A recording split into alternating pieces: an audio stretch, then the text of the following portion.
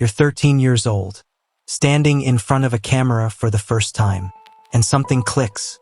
Not the camera, something inside you. You're Ryan Reynolds, and you have no idea what's coming. You grow up in Vancouver. For boys, a tough father, a world that doesn't hand anything out. You don't fit in school. You don't fit in your family's version of normal. But in front of a camera, you become someone else. And that feels like home. You land your first TV role at 15. Canadian soap opera. You think this is it, the beginning. But Hollywood doesn't care about Canadian soap operas. You move to Los Angeles at 19. No contacts, no connections, just a face and a dream. You audition, and get rejected. Again and again. You get the call back.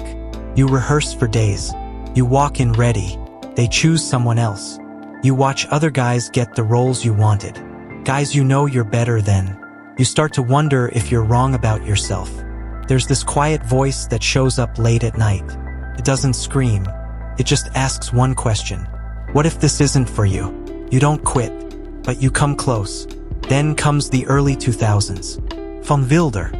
A stupid comedy about a college kid who refuses to graduate. Shouldn't work, but it does. People see something in you, the wit, the timing, the charm that can't be taught. You think the door is opening. It isn't. Not yet. Blade Trinity. Buried. Flop. Flop. Flop. The press starts calling you a box office poison. You read it. You feel it. You take it home with you. You develop anxiety. Real anxiety. The kind that doesn't care how famous you are. You talk about it later openly because you're not the kind of man who pretends. But in those years, you carry it alone. Then there's Green Lantern, the movie that was supposed to change everything. $200 million budget. Global marketing campaign. Your face on every billboard. And it tanks. Hard. Critics destroy it. Audiences ignore it. Hollywood quietly moves on. You're left standing in the rubble of something that was supposed to be your moment. This is the part most people don't see. The part that happens after the failure. When the phone gets quieter. When the calls slow down. When people in meetings suddenly have other priorities. You have a choice.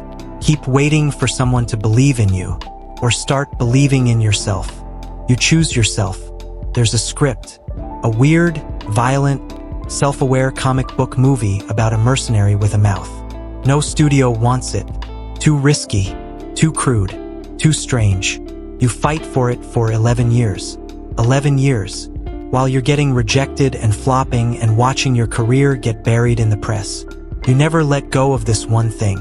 In 2016, Deadpool releases. On Valentine's Day of all days. A hard-R superhero film with a $58 million budget in a world of $200 million blockbusters.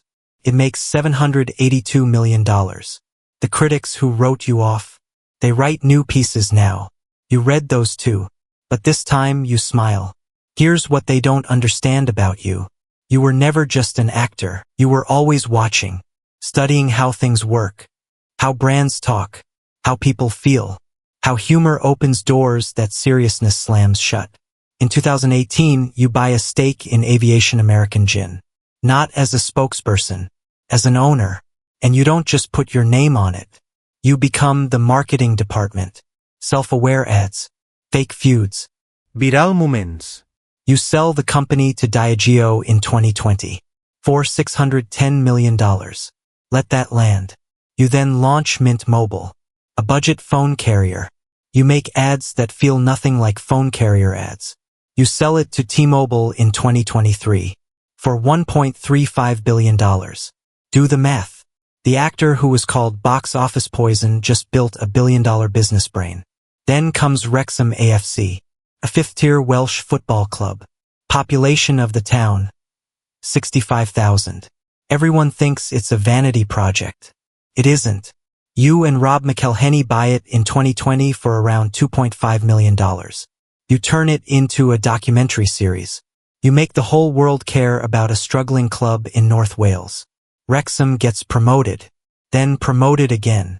Their shirts sell globally. The town changes. You didn't just buy a football club.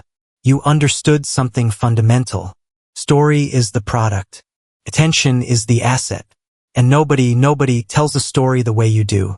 Here's what's wild. The thing that made Hollywood underestimate you, the humor, the self-deprecation, the refusal to take yourself too seriously, that's the exact thing that built your empire. The anxiety is still there. You still talk about it. Because the anxiety never made you weak.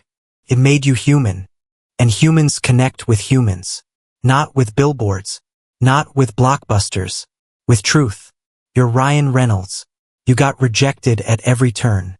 You watched your biggest moment collapse on a global stage. You carried a script around for 11 years on a bet that most people thought was insane. And you won.